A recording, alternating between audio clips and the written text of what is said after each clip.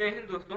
काफ़ी सारे कॉमर्स के स्टूडेंट ऐसे होते हैं जो कि 11th-12th कंप्लीट करने के बाद ग्रेजुएशन में एडमिशन तो ले लेते हैं, पर अकाउंटिंग की सही नॉलेज न होने की वजह से आगे चलकर उनके लिए काफ़ी प्रॉब्लम क्रिएट हो जाती है। पर डोंट वरी, आप ऐसा बिल्कुल भी नहीं होने वाला है, क्योंकि मैं अपने इस चैनल पर अकाउंटिंग की एक सीरीज लेकर आया हूँ जिसमें मैं अकाउंटिंग के सारे टॉपिक को बिल्कुल शुरू से कवर करने वाला हूँ। आज के इस वीडियो में हम समझेंगे पुष्पालन किसे कहते हैं, जर्नल का क्या अर्थ होता है, अकाउंटिंग में खाते कितने प्रकार के होते हैं और जर्नल में लेखे करने के क्या नियम होते हैं। तो चलिए आज के इस वीडियो को शुरू करते हैं पुष्पालन के अर्थ से। पुस्तपालन को अंग्रेजी में बुक कीपिंग कहते हैं। यह दो शब्दों बुक तथा कीपिंग से मिलकर बना है। बुक का अर्थ है पुस्तक तथा कीपिंग का अर्थ है रखना। इस प्रकार पुस्तपालन वह कला तथा विज्ञान है जिसके अंतर्गत व्यापारिक लेन देनों को निश्चित लेखा नियमों व सिद्धांतों के अनुसार उचित पुस्तकों में मौद्रिक रूप से वैज्ञानिक विधि द्वारा लिखा जाता है। अब इसकी परिभाषा देख लेते हैं। स्पाइसर और पैगलर के अनुसार पुस्तपालन व्यापारिक तथा अन्य सौदों को मुद्रा के रूप में लिखने की कला है। पुस्तपालन के बाद अगला हमारा टॉपिक है जर्नल। जर्नल को हिंदी में हम लोग क्या कहते हैं, रोजनामचा। जर्नल फ्रेंच भाषा के जर्न शब्द से बना हुआ है जिसका अर्थ डायरी या रोजनामचा है।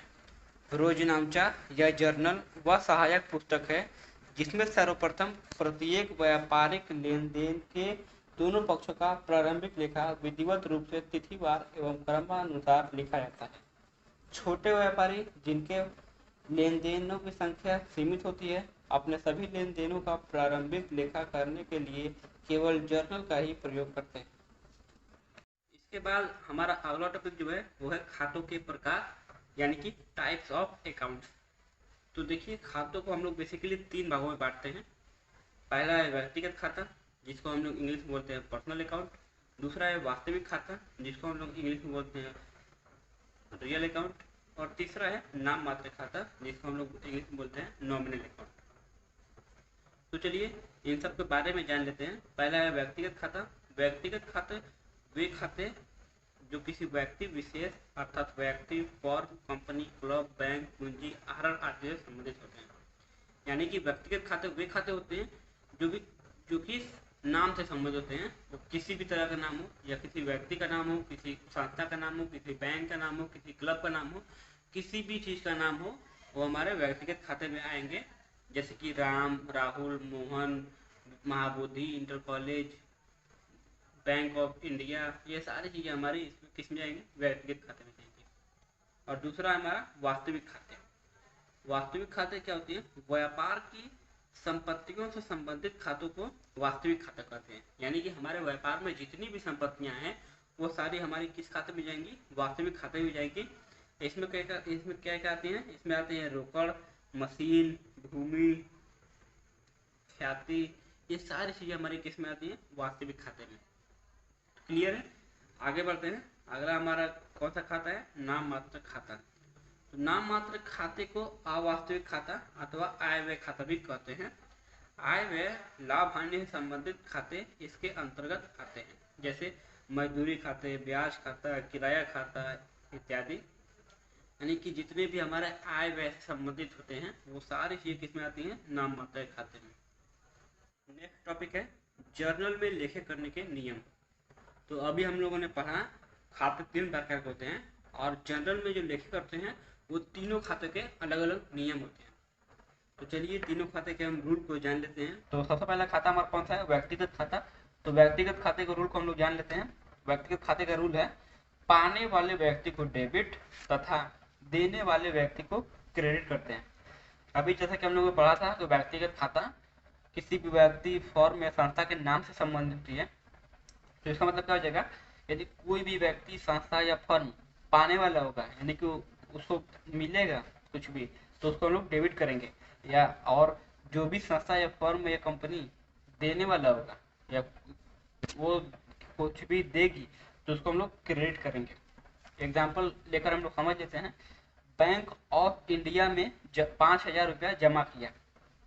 तो यहाँ पर बैंक ऑफ इंडिया क्या है, एक संस्था का नाम है और ये बैंक ऑफ इंडिया को हम लोग पैसा जमा कर रहे हैं। तो बैंक ऑफ इंडिया पाने वाला होगा, उसको हम लोग पैसा देंगे तो वो पाने वाला होगा।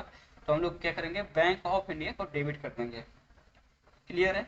आगे बढ़ते हैं। दूसरा हमारा है वास्तविक खाता।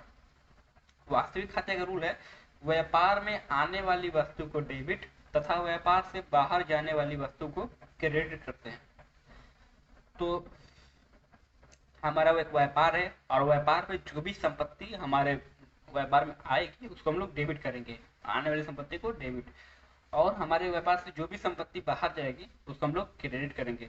चलिए इसको भी हम लोग एग्जाम्पल लेकर समझ लेते हैं। बैंक ऑफ इंडिया में 5,000 रुपये जमा किया, तो बैंक ऑफ इंडिया पाने वाला हो जाएगा, तो बैंक ऑफ इंडिया को हम लोग डेबिट करेंगे। और इसमें दूसरा क्या है, तो रोकड़ है ना, 5,000 रुपये जमा किया, रुपया 5,000 रुपया, तो 5,000 रुपये जो है हमारे व्यापार से बाहर जा रहा है, हमारे व्यापार से निकल रहा 5,000 रुपया, तो उस 5,000 रुपये को हम लोग क्या करेंगे, क्रेडिट करेंगे। तो इसका जनरल एंट्री क्या बन जाएगा, bank of India debit to cash account. ये हो गया हमारा जनरल एंट्री। एक और हम लोग एग्जाम्पल ले लेते हैं।